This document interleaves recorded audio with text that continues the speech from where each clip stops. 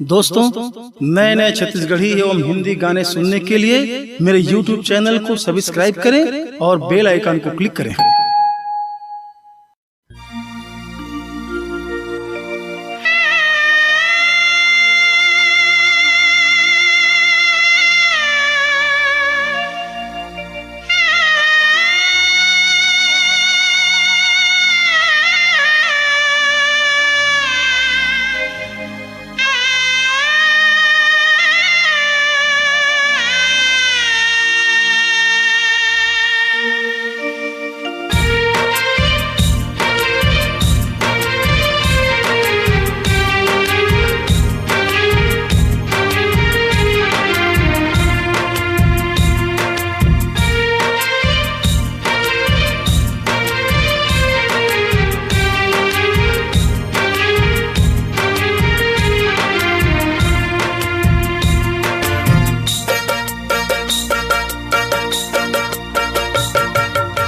भारत के भुइया मैं पैया लागा तो छत्तीसगढ़ महतारी मैं पैया लागा तो धन धन है भागी हाँ ओइस जन्म मोर।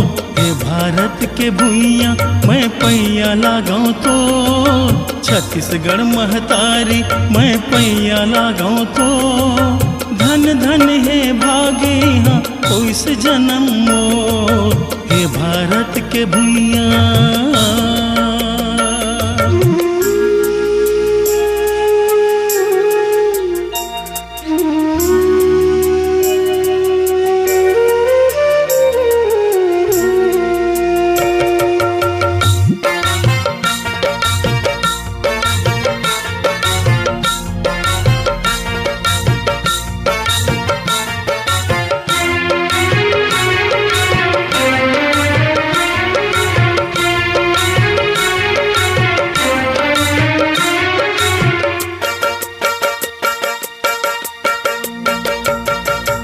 भारत माँ के सेवा खातिर आए फौज माँ संगी गांव गली छोड़ माँ के गोद माँ।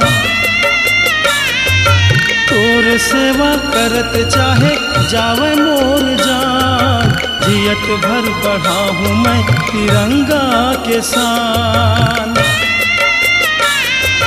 दुनिया महावस तय सबले महान। हे भारत के भुइया मैं पैया लागा तो छत्तीसगढ़ महतारी मैं पैया लागा तो धन धन है भागी हाँ ओइस जन्म मोर। हे भारत के भुइया मैं पैया लागा तो छत्तीसगढ़ महतारी मैं पैया लागा तो धन धन है भागी हाँ ओइस जन्म मोर। हे भारत के भुइया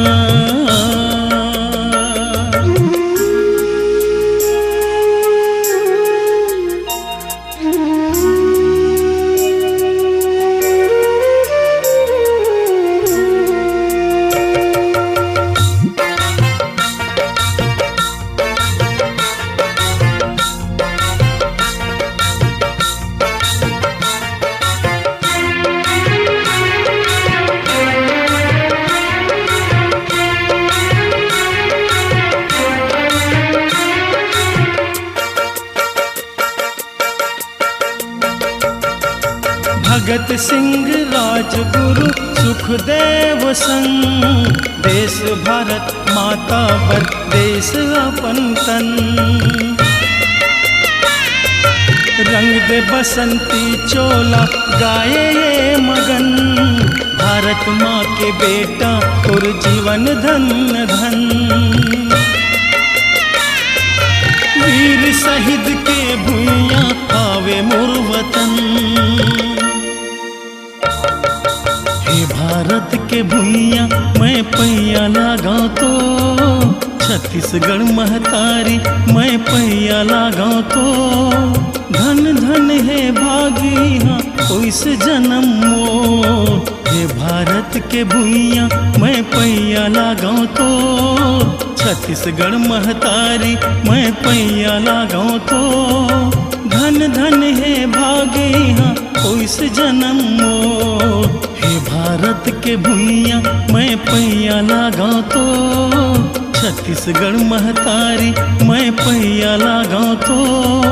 धन धन है भागिया कोई से जन्म मोर, हे भारत के भुइया।